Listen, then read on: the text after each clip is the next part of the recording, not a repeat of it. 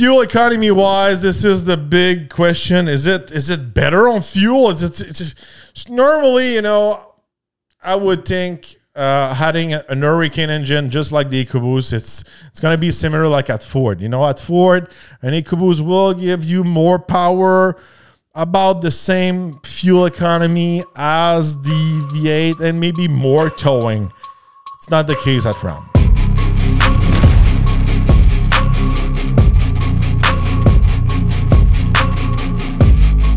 Today I'm talking about my review of the 2025 Ram 1500.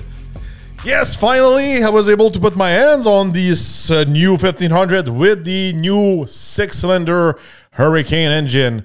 I was supposed to drive this truck almost 6 months ago, and there's only one unit on the press fleet here in Quebec. It's quite surprising, especially, you know, Stellantis is struggling to sell some units, and you know, Ram should be the bread and butter of Stellantis right now, especially in Canada and the US. So just putting one unit for almost half of the Canadian country, it doesn't make a lot of sense for me. But also this truck has been into some, I don't know, accident. So it's been out to the body shop for almost 3 months. So that's why it took me a while to put my hands on this truck. You know, if I was, you know, at Stellantis Canada, probably I would put more units on my press fleet, you know, just like Ford. Ford, maybe, I think they have like maybe 10 units. You know, especially lately, you've probably seen my reviews. So I drove the STX, the XLT, the Tremor. I think they have a couple of Lightning.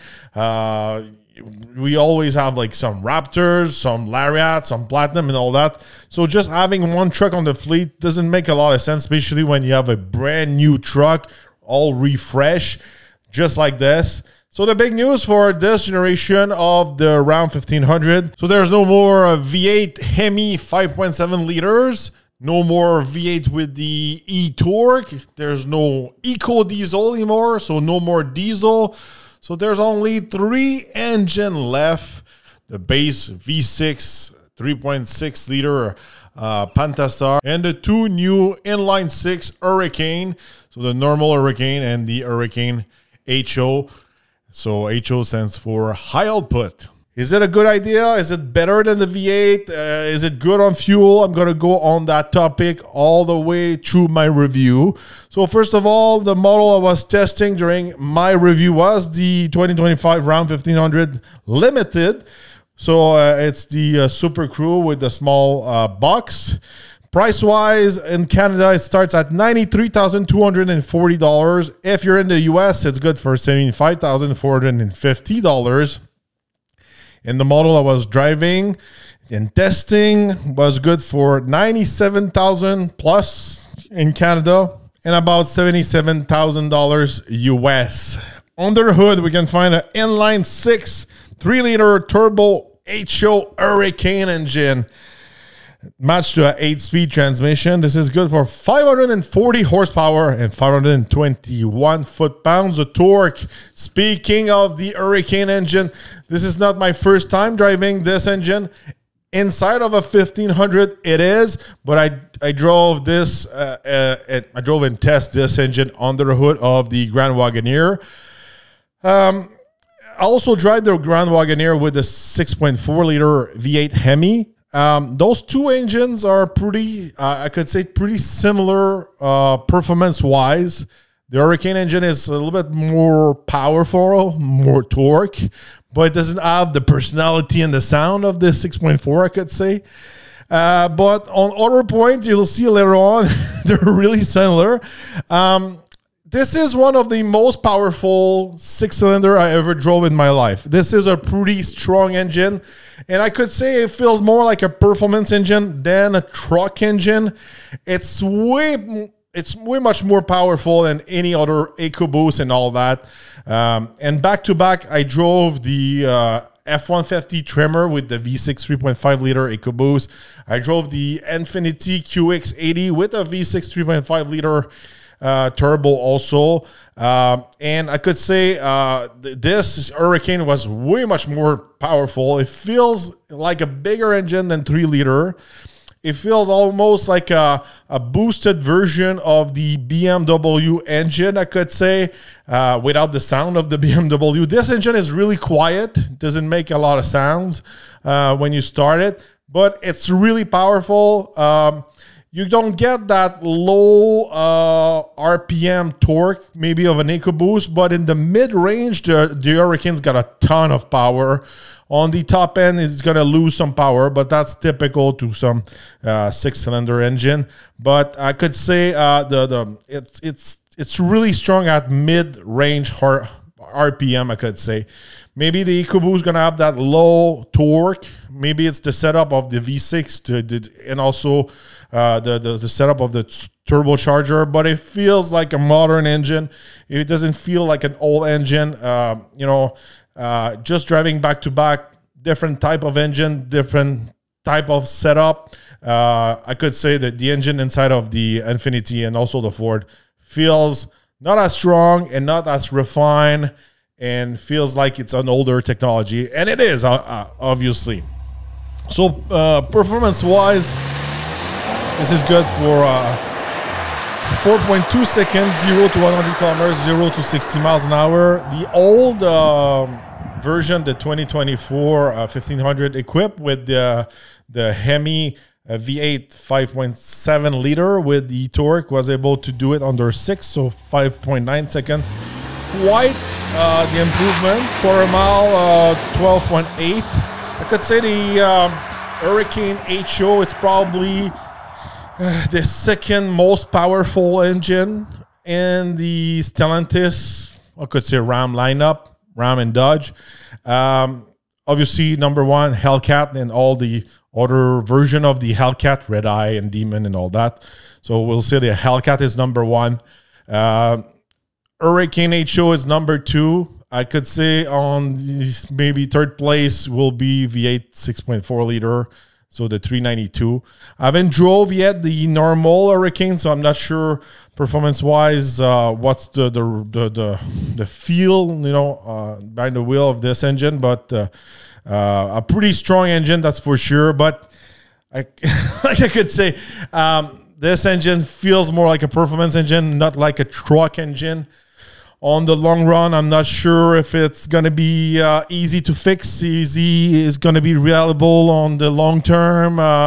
Is it going to be tough like the V8 was? So I'm not sure about that. Obviously, more technology, more piping, more turbos, more fancy stuff equals more trouble, usually on the long run. So, so far, I think it's a big mistake for Ram to remove the V8. They should have kept the V8. I know there's a bunch of reason, regulation, emissions, and all that, but I think they should have learned from other manufacturers like Ford and GM what they've been doing in the past, especially Ford. They were the first one to introduce the EcoBoost engine, but they kept the V8. So, reducing all the options like that, it's quite, I could say that it's a dangerous move from my point of view, especially in the truck world.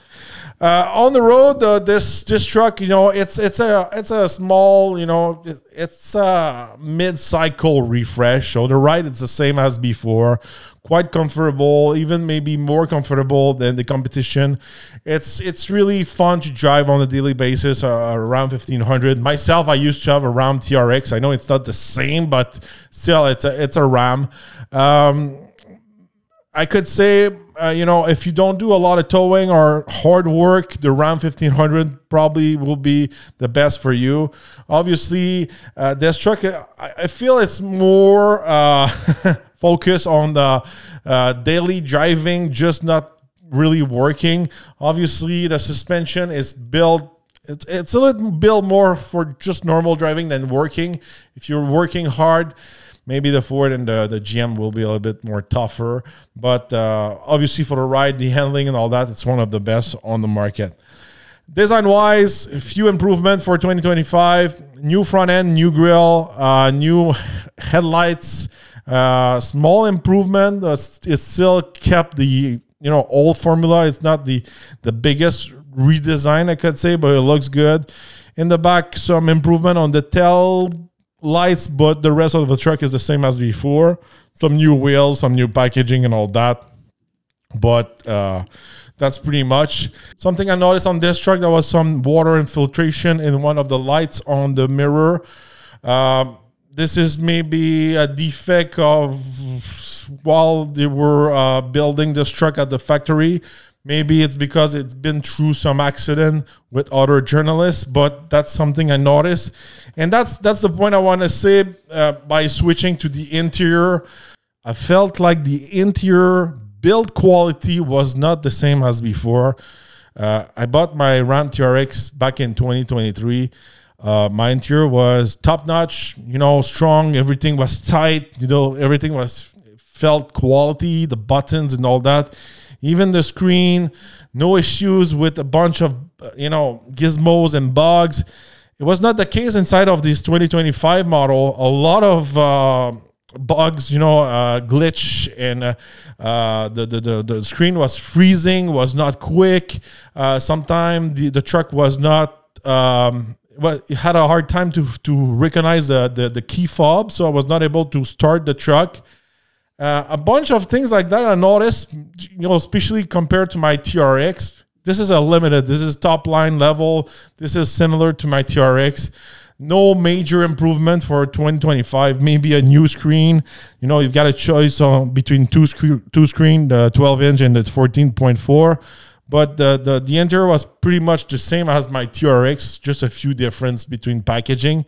I've got they changed the cluster to the fully digital cluster in 2023. But I felt this truck, had a lot of trouble, a lot of problem inside, the build quality and all that.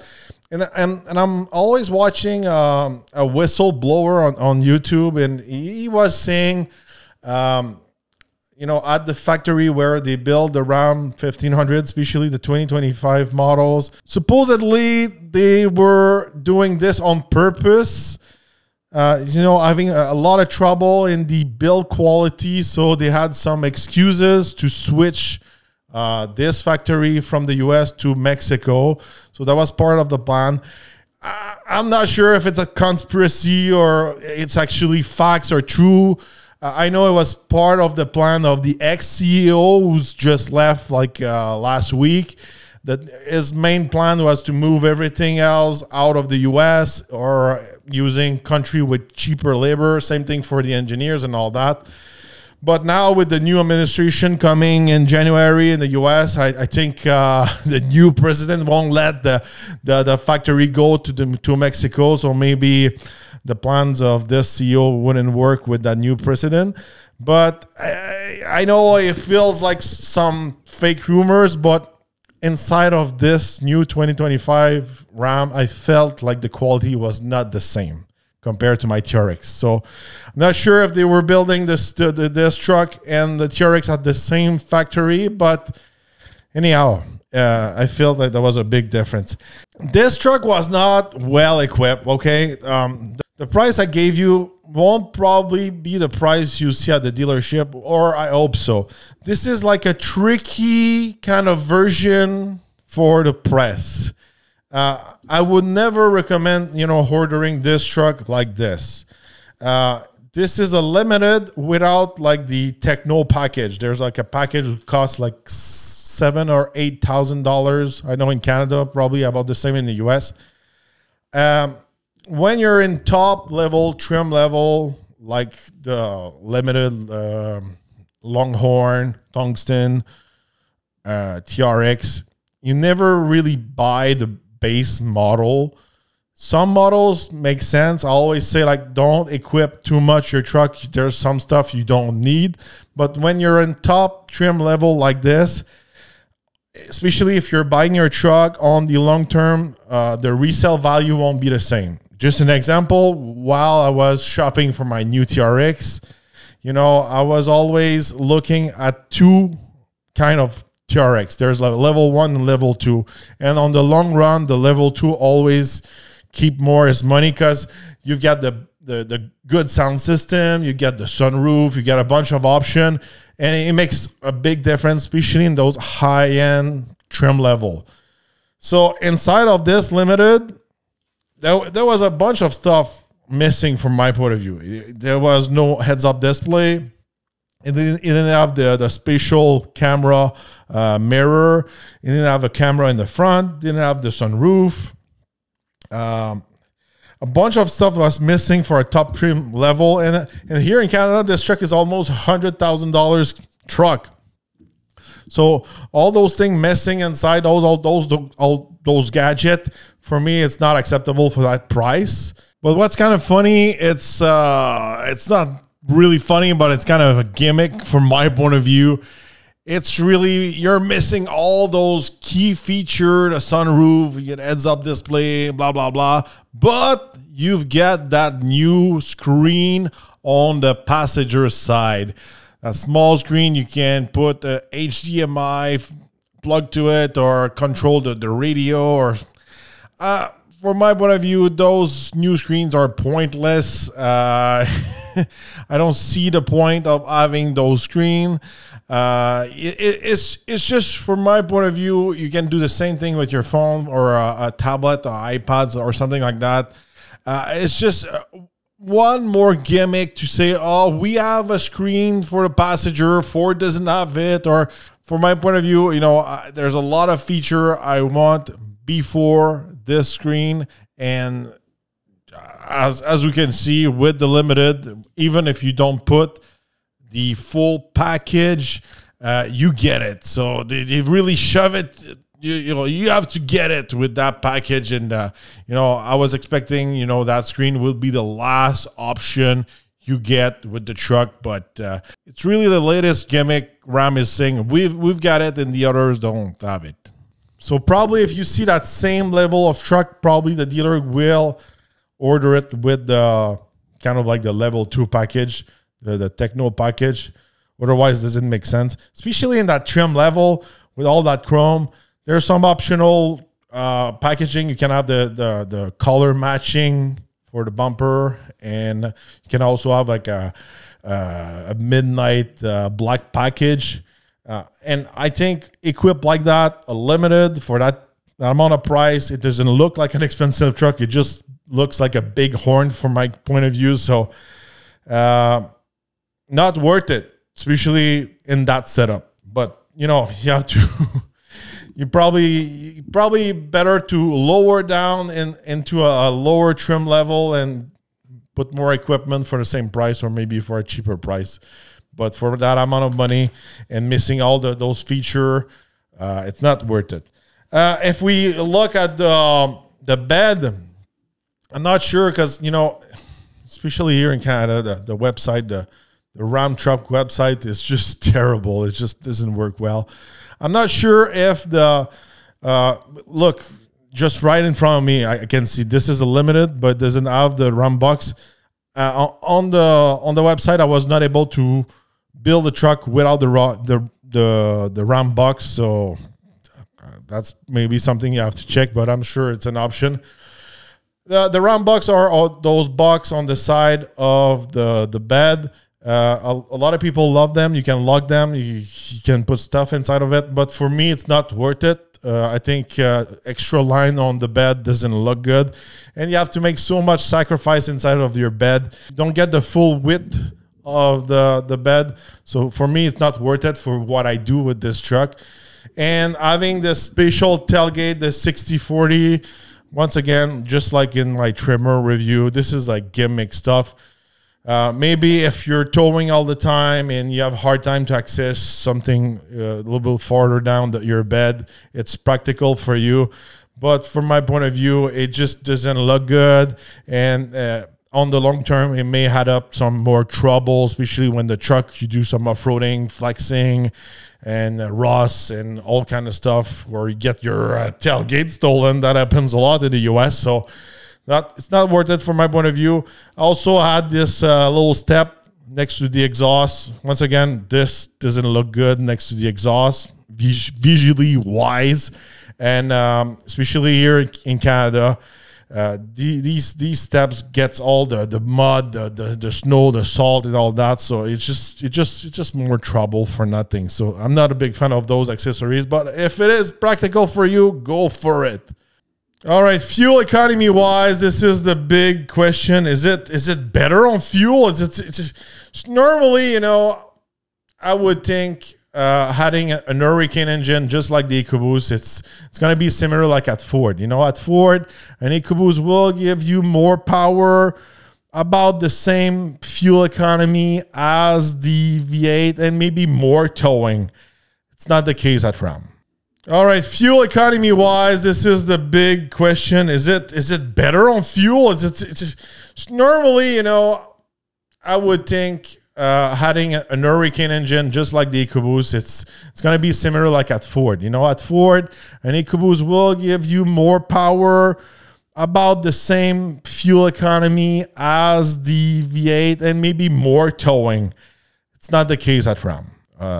During my week, I was averaging 16.5 liters per 100 kilometers. This is 17 miles per gallon. This engine is quite thirsty. It's probably the same kind of fuel economy you will get with a V8 6.4 liter Hemi.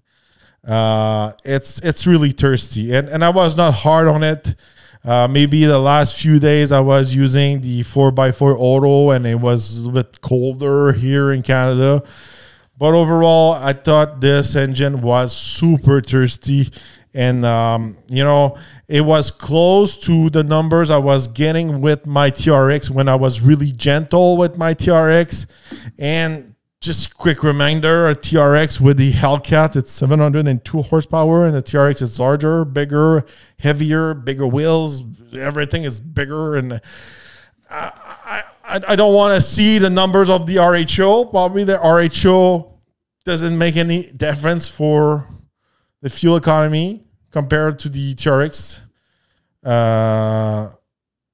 Here in Canada, in the US, it makes sense. We're not able to build the RHO still yet on the website, but as for now, the ones I've seen in their ship, they're $132,000 Canadian. In the US, it makes sense. They're cheaper than a limited. But I don't know yet if in Canada, the RHO base is going to be cheaper starting price than the limited. I'm not impressed with the Hurricane. I thought it would be better on that. It seems like it's all a gimmick to be able to respond to the government regulation from my point of view. Towing wise, the HO engine can tow less than the non-HO engine. So the truck I was driving, the max tow you can get with the all the right setup on it, you can tow up to 10,770 pounds. If you get the non-HO model, you're good for 11,580 pounds.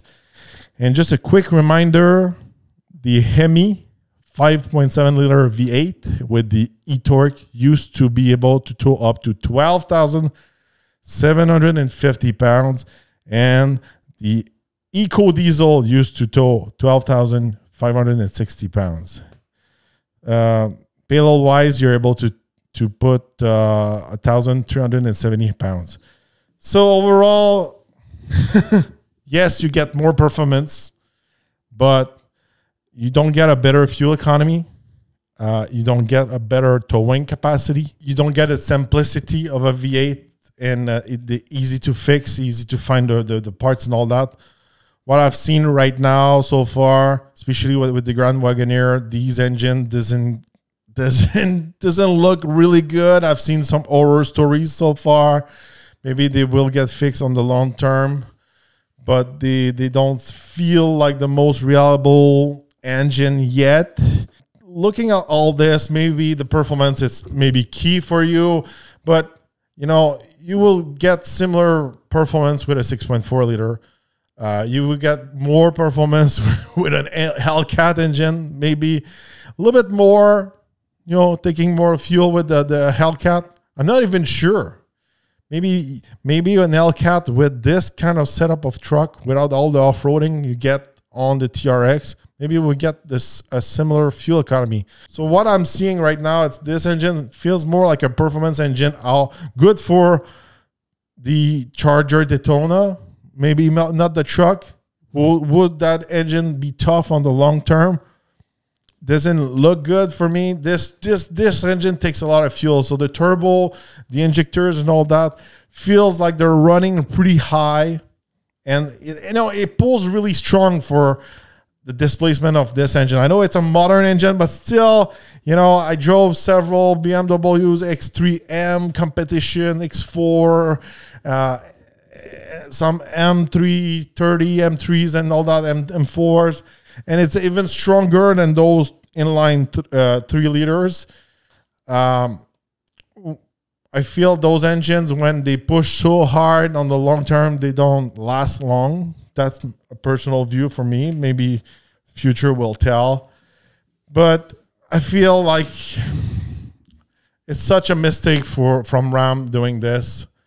Not keeping the V8 option, not keeping the Ram Classic, not keeping a cheaper option, no more diesel and all that. It's just, it's a hard sell, especially when you compare it to the Fords, the GMs and all that. You have so many more options. Just looking at Ford, you got a small EcoBoost, a big EcoBoost, you got the Power Boost, you've got the V8, you got the V8 Supercharge, you've got the Lightning. You've got so many options, and even at GM, you've got the small 4-cylinder, you've got the small V8, a big V8, a Duramax engine. Especially with the diesel, the Duramax is still one of my favorite, especially if you're looking at the power, the towing capacity, the fuel economy. My sister's got a Chevrolet Tahoe. She's able to do 7 liters per 100 kilometers on the highway mostly, but still, this is like Civic numbers. I'm driving a Volkswagen Jetta GLI this week, and I take more fuel than my sister is taking with his Tahoe. So there's nothing making sense about this Hurricane engine. Performance-wise, yes, maybe, yeah, cool. But it's not a performance truck. It's not a TRX. It's not a SRT8, SRT10 model. You don't have the sound of a V8 engine. Building a performance truck, they should have put the 6.4 liter inside of this truck. They were already putting that engine into the heavy-duty truck. They're tough. They're good engines, the 392. Yeah, maybe this one is more powerful and quicker, but from my point of view, this is even worse than an electric truck. An electric truck has got the same. It's quick, it's strong, it's got a lot of torque. It doesn't make any sounds, but at least it doesn't take fuel. This takes fuel like a TRX almost. I don't see the point. So let me know in the comments, what do you think about this Ram 1500? Do you think the Hurricane is the solution, or they should bring back some V8 and more options like maybe Ford and GM is doing? Let me know in the comments. Don't forget to subscribe, like, and share.